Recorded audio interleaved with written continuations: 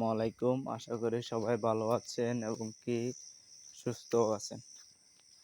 আমার একটা বিষয় খারাপ লাগে কি, সেটা হচ্ছে আমাদের বাংলাদেশের যে সংকটটা, বা আপনারা তো বুঝতে পারছেন আমি কি বলতেছি। বাংলাদেশের যে সংকটটা আর আমাদের তেলের যে সংকট, এই সংকটটা এই বর্তমান যুগে যেভাবে চলতেছে, এভাবে চলতে থাকলে আমাদের এই তেলের সংকটটা ধরেন 20 থেকে 30 বছর লাগবে এই সংকটটা পূরণ হইতে, বুঝছেন?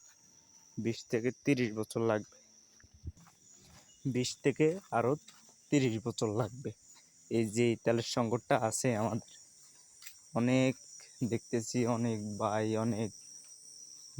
ভাই লোকেই তেলের জন্য সিরিয়াল ধরে দাঁড়ায় থাকে, ঘন্টার পর ঘন্টা তেলের জন্য দাঁড়ায় থাকে। কারণ এটা আমাদের এই যে সময়ে, এখন বর্তমান সময় যেটা যাচ্ছে, এটাই এরকম চলতে থাকলে আরো 20 থেকে 30 বছর লাগবে এই সংকটটা পূরণ করার জন্য। আর আমাদের শেখ হাসিনা একটা কথা বলছিল যে আমাদের যে গ্যাস উৎপাদন আমরা করি, সেই গ্যাস থেকেই আমরা পেট্রোল অকটেন পাই। আমাদের পাওয়ার পরে আমাদের যেটা লাগে, মানে আমাদের যেটা খরচ হয় আর কি, সেটা আমাদের এই ধরেন গ্যাস থেকে যেটা উৎপাদন হয়, যতটুকু উৎপাদন হয় ততটুকু আমাদের লাগে না, আরও কি বেঁচে যায়, আমাদের অকটেন পেট্রোল আরও বেঁচে যায়। তো আমাদের অকটেন পেট্রোল যদি আমাদের বাংলাদেশে তৈরি হয়, আমাদের অকটেন পেট্রোলে এত শর্ট কেন?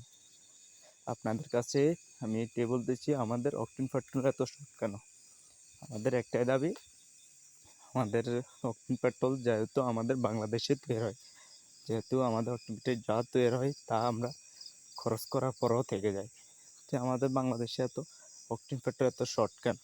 এ পর্যন্ত আমি আমার ভিডিওটা রাখলাম। আসসালামু আলাইকুম, সবাই ভালো থাকবেন।